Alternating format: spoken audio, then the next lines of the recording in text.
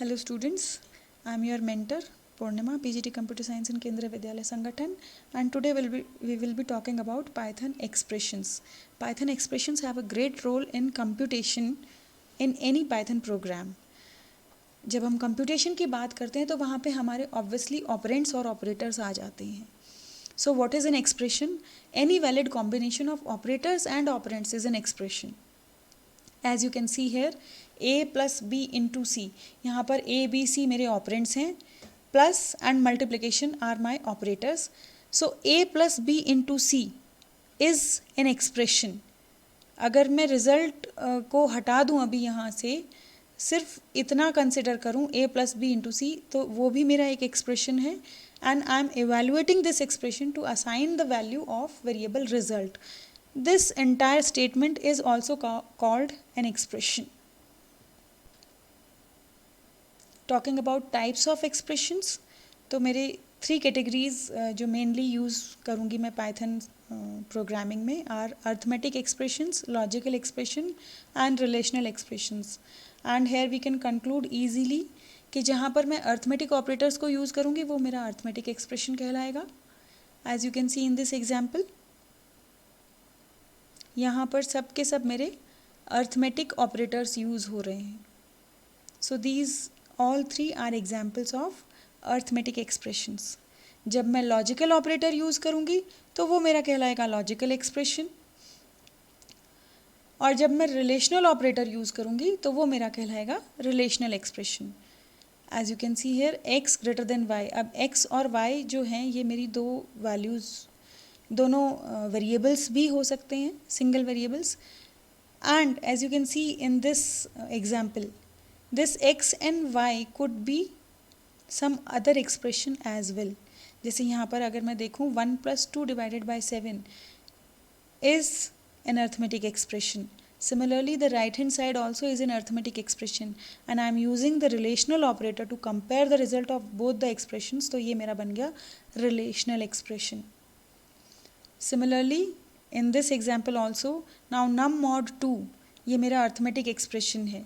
Num mod 5 is also an arithmetic expression. When I am talking about num mod 2 equal to 0, तो ये मेरा relational expression है. Similarly, num mod 5 equal to 0 ये मेरा relational expression है.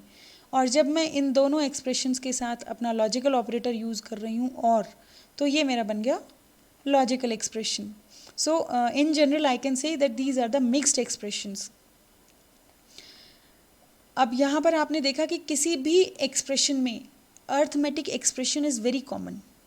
बहुत commonly हम यूज़ करेंगे अर्थमेटिक एक्सप्रेशन का इन आर प्रोग्रामिंग.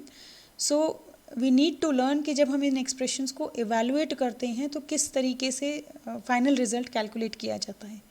तो talking about arithmetic expressions, they are again classified as homogeneous and heterogeneous.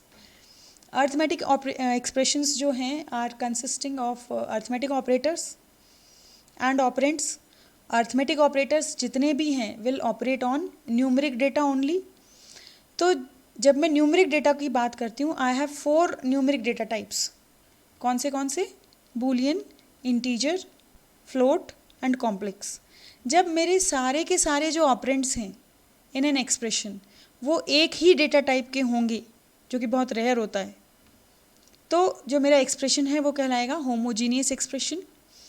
लेकिन अगर वो जो ऑपरेंड्स हैं वो डिफरेंट डेटा टाइप्स के हैं, या उनमें से कोई एक ऑपरेंड भी ऐसा है जो किसी और डेटा टाइप को बिलोंग करता है, तो वो मेरा कहलाएगा heterogeneous expression.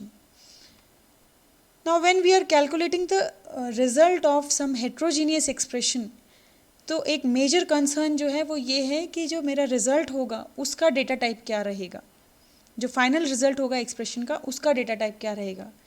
So talking about that, we get into another important topic, typecasting and type conversion. Type conversion is implicit and typecasting is explicit. अब ये implicit और explicit का क्या मतलब है? जब पाइथन प्रोसेसिंग में जो मेरा इंटरप्रेटर है वो ऑटोमेटिकली अगर कुछ कर रहा है तो उसको हम बोलते हैं implicit. और अगर मेरे को किसी काम को करने के लिए अपनी तरफ से कोई कोडिंग लगानी पड़ रही है एक्स्ट्रा, तो उसको हम बोलते हैं एक्सप्लिसिट.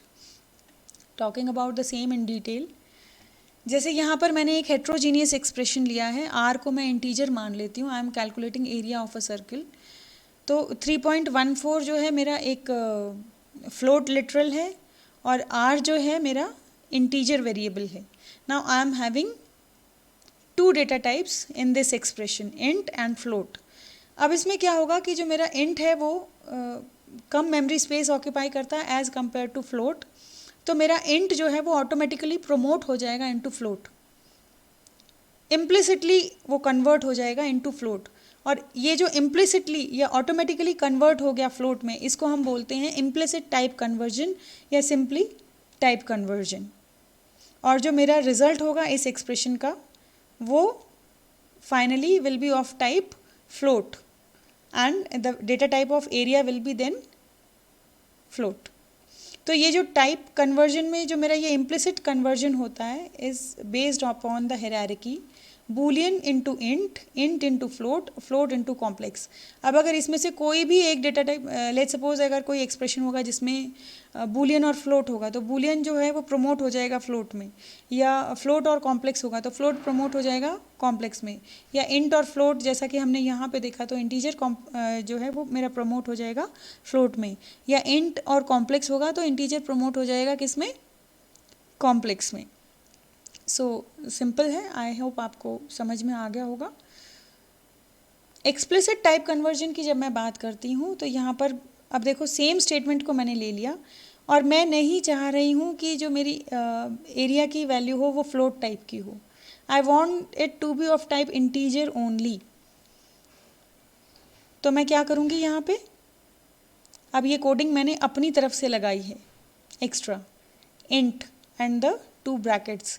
ये अब क्या होगा कि जब मैं इस एक्सप्रेशन को इवैल्यूएट करूँगी तो ऑब्वियसली इस एक्सप्रेशन का रिजल्ट तो फ्लोट टाइप का ही होगा, लेकिन उस फ्लोट को फिर मैं एक्सप्लिसिटली कन्वर्ट कर रही हूँ इंटीजर में before assigning the value into my variable area.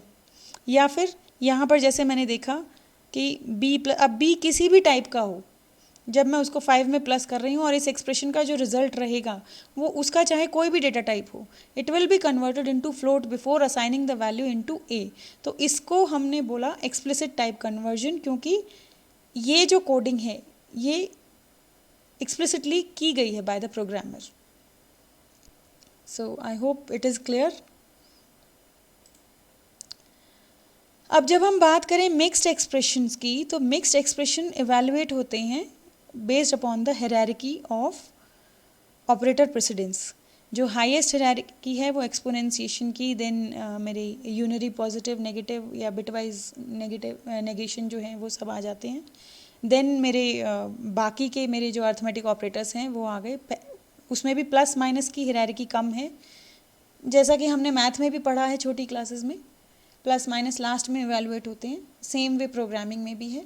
Then मेरे बिटवाइज शिफ्ट ऑपरेटर हैं, उसके बाद मेरा बिटवाइज एंड, एक्सॉर, और ये बहुत रेयर यूज़ होने वाले ऑपरेटर्स हैं हमारे। बेसिकली जो हमारे ऑपरेटर्स यूज़ होंगे उसमें आप देख लीजिए कि हमें अर्थमेटिक ऑपरेटर्स हैं पहले, अर्थमेटिक में भी एक्सपोनेंशिएशन सबसे पहले है, उसके बाद multiplication and all 3 division operators है, उसके बाद प्लस माइनस है, then we have comparison operators या आइडेंटिटी ऑपरेटर्स, जो हमारे जो मेंबरशिप ऑपरेटर्स होते हैं वो आ जाएंगे यहाँ पे, और उसके बाद फिर हमारे लॉजिकल ऑपरेटर्स आते हैं विद द लोएस्ट हायरार्की।